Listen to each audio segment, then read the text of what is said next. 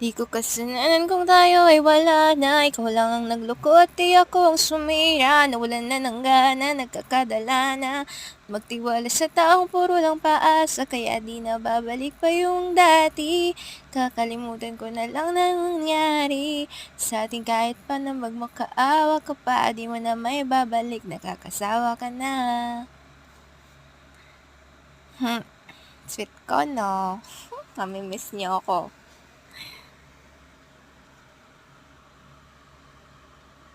Ganyan talaga ako minsan.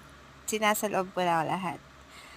I keep breathing, breathe out, then cheer up myself at smile and loud out loud. Shoutout nga pala kay Ate Beb. Sofia Bondok or May Bondok, asawa ng Ka Joel Lopez. Support natin ang business nila. Order na kayo!